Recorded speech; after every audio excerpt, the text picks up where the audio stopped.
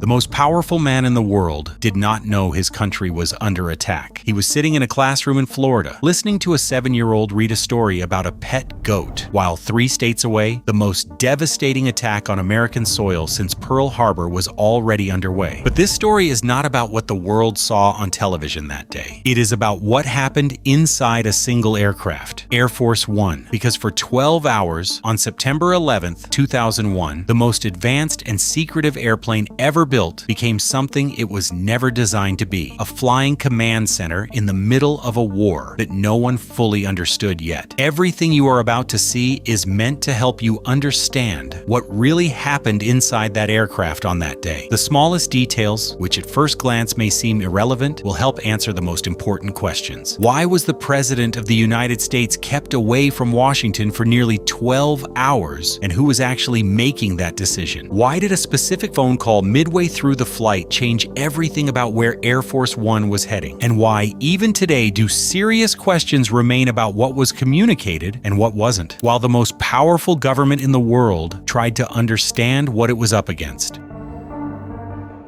It was supposed to be a routine trip. President George W. Bush, 55 years old, was on a 2-day education tour of Florida. He was there to promote his education bill, a piece of domestic legislation so unremarkable that almost no one outside Washington was paying attention to it. The president had arrived the night before. He had gone for an early morning run, eaten breakfast, and been briefed by his daily intelligence team. The briefing contained nothing alarming. The morning felt, by all accounts, like a normal Tuesday. His motorcade departed from the Colony Beach and tennis resort just after 8:30 a.m., heading toward Emma E. Booker Elementary School in Sarasota. At 8:46 a.m., American Airlines Flight 11 struck the North Tower of the World Trade Center at 440 miles per hour. The impact killed everyone on board instantly and ignited a fire burning at nearly 2,000 degrees Fahrenheit on floors 93 through 99. The president did not know this yet. Bush was informed of the first impact just before entering the classroom, but the message given to him was a vague one. His chief of staff, Andrew Card, told him only that a plane had hit the World Trade Center. The initial assumption, shared by almost everyone at that moment, was that it had been a small, private aircraft, an accident. The president proceeded into the classroom. At 9:03 a.m., while cameras rolled and 17 children read aloud, United Airlines Flight 175 struck the South Tower. 2 minutes later, Andrew Card walked to the president's side, bent down, and whispered 7 words into his ear. A second plane hit the second tower. Then he added, "America is under attack." What followed was 7 minutes that have been analyzed, criticized, and debated for over 2 decades. The president remained in his seat. He did not stand up. He did not leave the room. He continued listening to the children read. Some who were there later said this was a deliberate decision, not to cause a panic. Others have argued it was paralysis. Whatever the reason, for those 7 minutes, the most powerful office in the world was sitting very still in a Florida elementary school, and the Secret Service had not yet been given an order. To understand what happens next, it is important to understand what Air Force One is, because it is not simply a large airplane with a presidential seal painted on the side. Air Force One is technically not the name of a specific aircraft. It is an air traffic control call sign used for any United States Air Force aircraft carrying the president. But in practice, it refers to one of 2 highly modified Boeing VC-25A jets, military versions of the 747.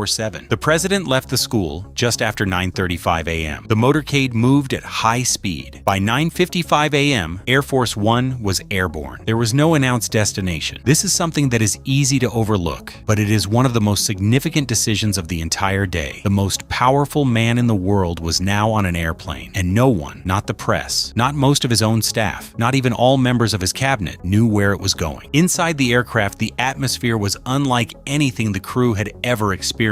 Senior advisor Karl Rove later described it as controlled fear. Staffers were on phones constantly. The television monitors showed the towers burning. Then, at 9:59 a.m., the South Tower collapsed live on the screens inside the aircraft. No one spoke for several seconds. Here is where the situation becomes not just chaotic, but genuinely strange. Sometime during the early hours of the flight, the White House Situation Room received a phone call. The caller claimed to have specific knowledge of a threat against Air Force One. The message relayed to the aircraft was direct. Angel is next. Angel was the Secret Service code name for Air Force One. The implication was clear. Whoever was behind the attacks knew the aircraft's location, knew its code name, and was threatening it directly. This single piece of intelligence reshaped the entire day. It is why the president did not return to Washington. It is why Air Force One changed course multiple times. And it is the reason a fighter jet escort was scrambled to accompany the aircraft. F-16S flying so close that crew members could see the pilots. But here is what makes this so fascinating. To this day, the source of that threat has never been definitively confirmed. Subsequent investigations, including the 9/11 Commission, found no evidence that the threat was credible or even real. Some officials later suggested it may have been a miscommunication, a misinterpretation of intercepted signals, or even a deliberate piece of disinformation. Others maintain it was genuine intelligence that simply could not be verified in the chaos. What is undeniable is that it was treated as real in the moment, and that decision drove the trajectory of the most consequential presidential flight in American history. Air Force One did not fly to Washington. Its first landing was at Barksdale Air Force Base in Louisiana at approximately 11:45 a.m. The president was kept on the base for roughly an hour and a half. He recorded a brief video message to the nation in a cinder block room that aides described as barely adequate. The feed quality was poor. The message was short. Then the aircraft took off again, this time headed not for Washington, but for Offutt Air Force Base in Nebraska. Offutt is the home of U.S. Strategic Command. Buried beneath it is one of the most hardened command facilities in the United States, designed to survive a nuclear strike and allow the president to direct a retaliatory response. It was built for the worst-case scenario. On September 11th, it was used as a secure location from which the president could chair a National Security Council meeting via secure video conference. Around the table, virtually, were the Vice President, the Secretary of Defense, the Director of the CIA, the National Security Advisor, and others. It was during this meeting that a clearer picture of the day began to emerge. 4 aircraft had been hijacked. 2 had hit the World Trade Center. 1 had hit the Pentagon. 1 had crashed in a field in Pennsylvania after passengers attempted to overpower the hijackers. Approximately 3,000 people were dead. The United States had been attacked, but not by another nation, by a network. And the President of the United States, the most powerful man in the world, had spent most of the day on an airplane, unable to reach his own government by phone. The decision to return to Washington was not simple, and not everyone agreed with it. The Secret Service remained opposed. The threat intelligence, however uncertain its origins, had not been walked back. The city was in partial lockdown. The Pentagon was still burning. Fighters were still on combat air patrol over the capital. But the political calculus had shifted. The president's advisors recognized that remaining away from Washington was beginning to tell its own story. One of a government in flight, a leader in hiding. Whatever the physical risk, the cost of absence was becoming too high. Air Force One departed Offutt at approximately 4:30 p.m. and landed at Andrews Air Force Base outside Washington at 6:54 p.m., nearly 10 hours after the first tower had been struck. The president was driven by motorcade to the White House. That night, he addressed the nation from the Oval Office at 8:30 p.m. Today, our fellow citizens,